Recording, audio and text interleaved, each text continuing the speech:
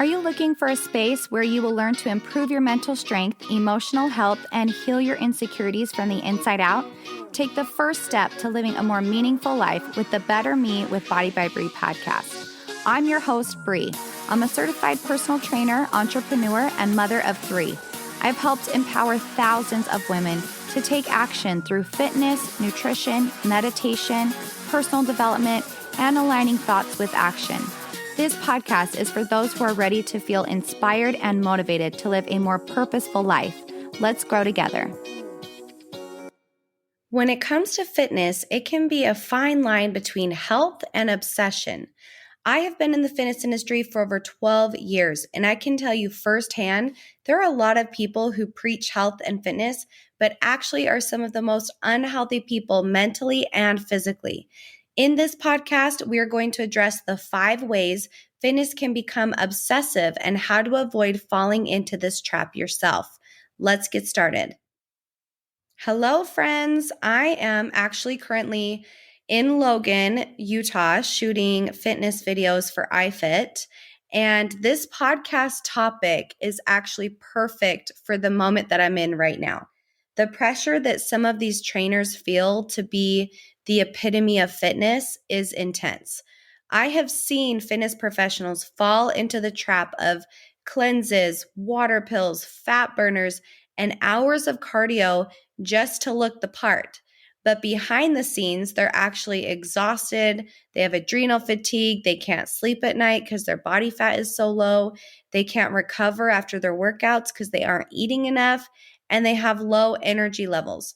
It's actually a really sad cycle to see. And I also saw this a lot in the competition world. So I actually feel really bad when people get stuck in obsessive behaviors because their nice body literally becomes golden handcuffs. Like, you have to maintain a level of leanness or you feel puffy. It's almost like body dysmorphia. And I'm not saying that I'm not guilty of pushing a little too hard when I had a goal and I lost myself in the pursuit of becoming leaner and leaner. It's happened to the best of us. So, but I will say that the hardest I ever tried to lose weight, ironically, was after Mila, and I still couldn't lose the weight because my hormones were off from having the baby, but it literally consumed me. I didn't feel like myself, and so I had set unrealistic expectations.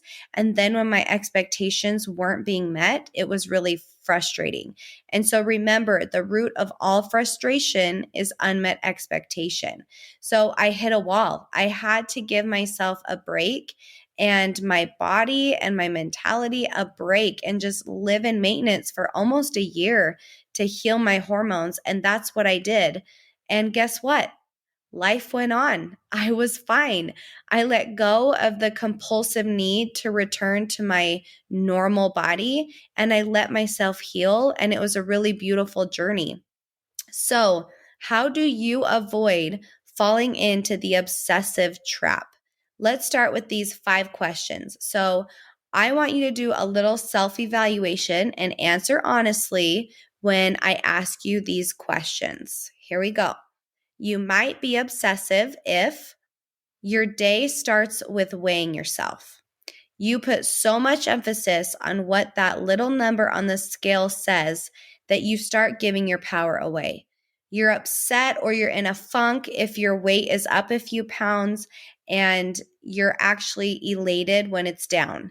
So you let that scale rule your mood. And instead of putting so much emphasis on the scale, I want you to try and only weigh yourself once a week just to see your weight trends. You're only weighing yourself once a week just to see the weight trends, because it's actually not healthy to weigh yourself every single day.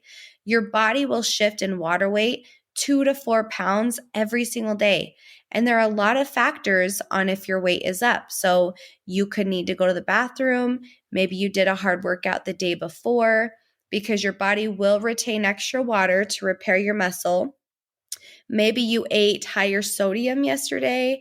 You might be starting your period. You get the point. You cannot let it rule your life.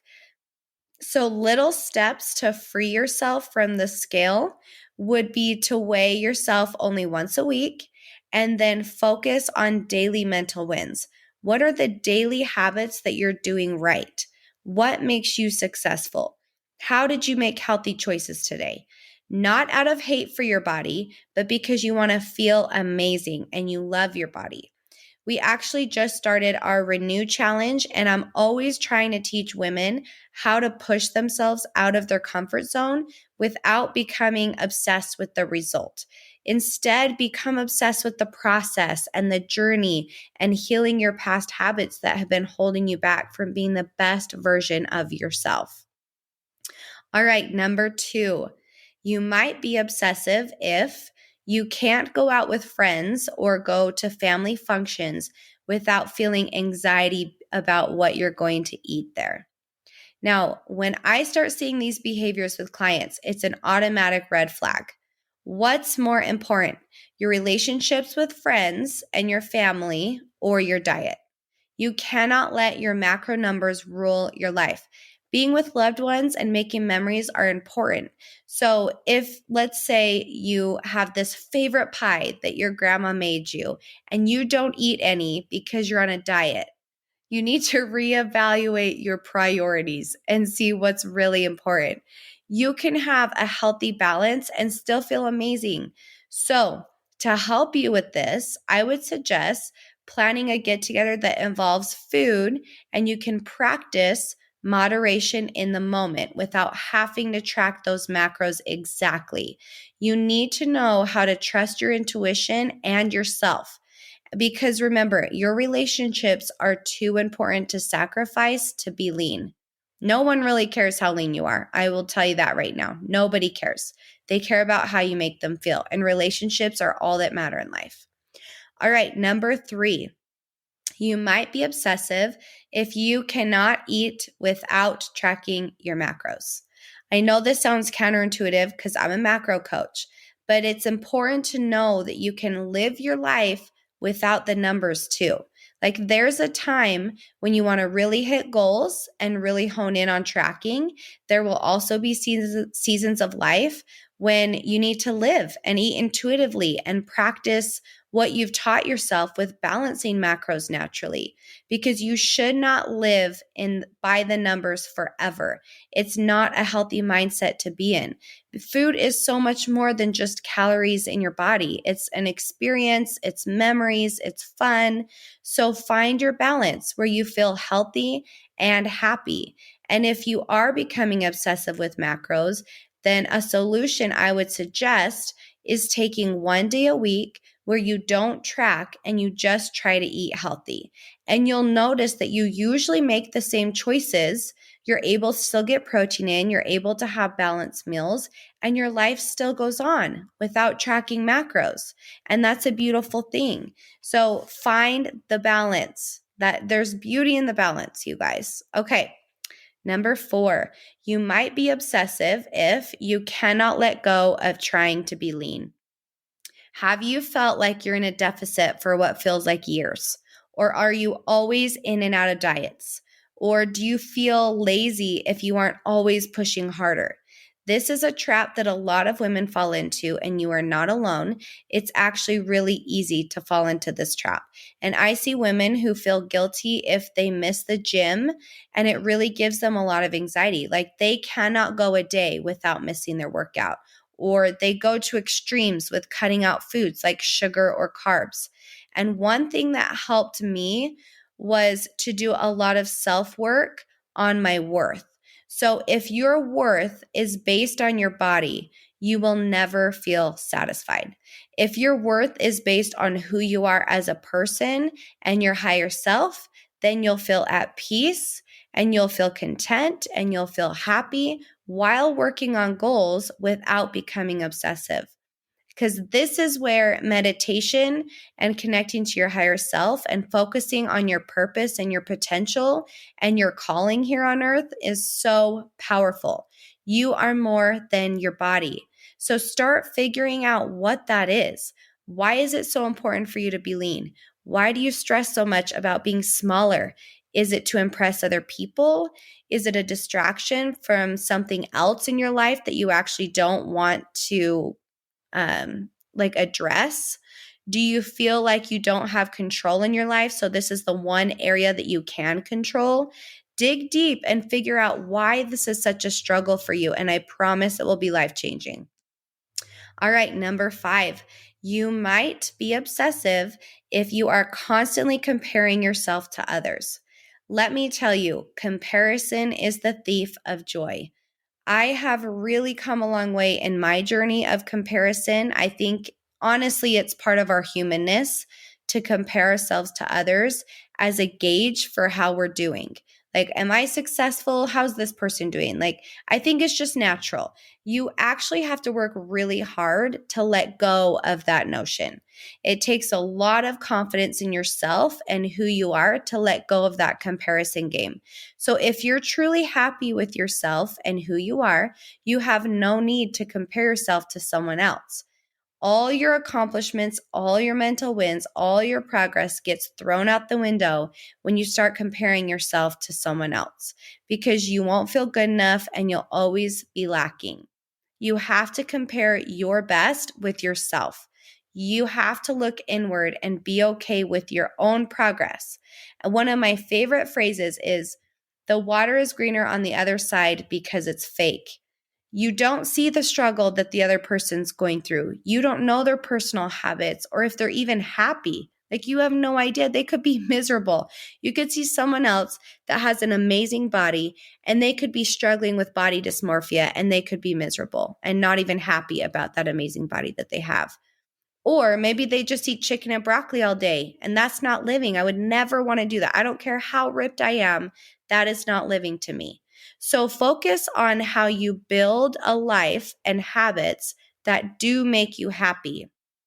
I want you to ask yourself, are you really happy where you're at? And what's the cost of your fitness goals? Is it taking away from your family? Do you have that balance? Do you have energy? Do you feel good? Because that's what really matters. I'm here to help in any way that I can. I spend my whole career for the last 12 years trying to break these cycles that women get stuck in so that they can see that there's this whole life out there without these restricted habits. So to recap, we have, don't be obsessed with the scale, right? You're going to weigh yourself only one time a week. We have being able to be with friends and family and at functions without anxiety around food. You're going to work on going one day without tracking your macros so that you can just see that you can eat intuitively and you'll be fine. You're going to let go of the notion of always needing to be leaner and leaner and leaner. And you're going to find that balance that feels good for you. And you are going to stop comparing yourself with others. Even if you just pick one of these things and focus on one thing at a time, that's where I would start. Have such a beautiful week. I hope this helps. I really feel like this is a message that so many women need to hear. So many people get stuck in this trap. I've gotten stuck in it before. I am not, without blame. I've done this before. And so I think that's why it's so important to talk about. If you need help, remember, I have my 8-week programs. That's what I specialize in. And I'm here to help in any way that I can. All right. I'll see you guys back here next time. Talk to you later. Thank you for joining us in today's episode. If you liked the content and want to hear more, remember to hit that subscribe button and write a review. As a small business owner, I appreciate it more than you know. If you are looking for a program to help with self-confidence, to lose weight, get in shape, and work on your mental, physical, and emotional health, check out my training programs on www.bodybybree.com. My team and I help to hold you accountable through the Body by Bree app, where you log in to see all your workouts, custom meal plan made specifically for you and your needs, and communication through the messenger. You are never alone when you're on the Body by Bree training program. Click the link in the show notes to get more information on how to transform your life from the inside out.